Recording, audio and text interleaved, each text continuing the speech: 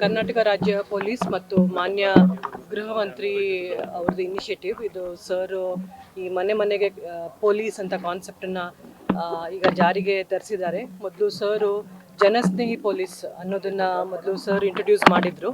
So ಅದ್ರ ಜೊತೆಗೆ ಈಗ ಮನೆಗೆ ಪೊಲೀಸ್ ಅಂದರೆ ಅವರು ಏನಾದರೂ ತೊಂದರೆ ಇದ್ದರೆ ನಮ್ಮ ಹತ್ರ ಬರ್ತಾಯಿದ್ರು. ಬಟ್ ಈಗ ನಾವೇ ಅವ್ರಿಗೆ ಮನೆಗೆ ಹೋಗ್ಬಿಟ್ಟು, ಪ್ರತಿಯೊಂದು ಮನೆಗೆ ಹೋಗ್ಬಿಟ್ಟು ಅವರಲ್ಲಿ ಏನಾದರೂ ತೊಂದರೆ ಇದ್ದರೆ, ಅವರಲ್ಲಿ ಏನಾದರೂ ಕಷ್ಟ ಇದ್ದರೆ, ಅಥವಾ ಮನೇಲಿ ಹೆಣ್ಮಕ್ಳು ಮಾತ್ರ ಇದ್ದರೆ, ವೃದ್ಧರು ಇದ್ದರೆ, ಅವ್ರಿಗೇನಾದರೂ ಸಹಾಯ ಬೇಕಿದ್ದರೆ ಆ ಥರ ಮನೆಗಳದ್ದು ನಾವು ಅಕೌಂಟ್ ತೊಗೋತೀವಿ. ನಮ್ಮದು ಏನು ಬೀಟ್ ಅಂತ ಇದೆ, ಆ ಬೀಟನ್ನು ನಾವು ವಿಂಗಡಣೆ ಮಾಡಿಬಿಟ್ಟು ಬೀಟ್ ಕಾನ್ಸ್ಟೇಬಲ್ಸಿಗೆ ಮನೇನ ಅಲಾಟ್ ಮಾಡಿದ್ದೀವಿ. ನಮ್ಮ ಮೈಸೂರು ಸಿಟಿಯಲ್ಲಿ ಎಷ್ಟು ಬೀಟ್ ಇದೆ ಅದರಲ್ಲಿ ನೋಡಿದರೆ ಒಂದೊಂದು ಕ್ಲಸ್ಟರ್ಗೆ 40ರಿಂದ 50 ಮನೆ ಇದ್ದರೆ ಆ ಥರ 2ರಿಂದ 3 ಕ್ಲಸ್ಟರ್ ಒಬ್ಬ ಬೀಟ್ ಕಾನ್ಸ್ಟೇಬಲ್ಗೆ ಬರುತ್ತೆ.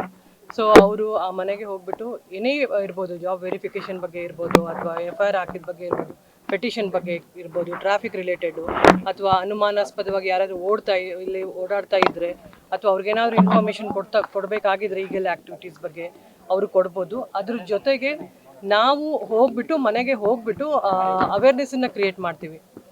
112 ಬಗ್ಗೆ ಇರ್ಬೋದು, ಅಥವಾ 1930 ಸೈಬರ್ ಅಪರಾಧ ಬಗ್ಗೆ ಇರ್ಬೋದು, ಬೇರೆ ಅಪರಾಧಗಳು ಏನೇನು ನಡೀತಾ ಇದೆ ಅದ್ರ ಬಗ್ಗೆನೂ ನಾವು ವಿಮೆನ್ ಹೊಸ ಲಾಸ್ ಏನು ಬಂದಿದೆ, ಕಾನೂನು ಏನೇನಿದೆ, ಈಗ ಪೋಕ್ಸೋ ಆ್ಯಕ್ಟ್ ಇರ್ಬೋದು, ಅದ್ರ ಬಗ್ಗೆನೂ ಅವ್ರಿಗೆ ನಾವು ಹೋಗ್ಬಿಟ್ಟು ಅರಿವನ್ನು ಮೂಡಿಸ್ತೀವಿ, ಜಾಗೃತಿ.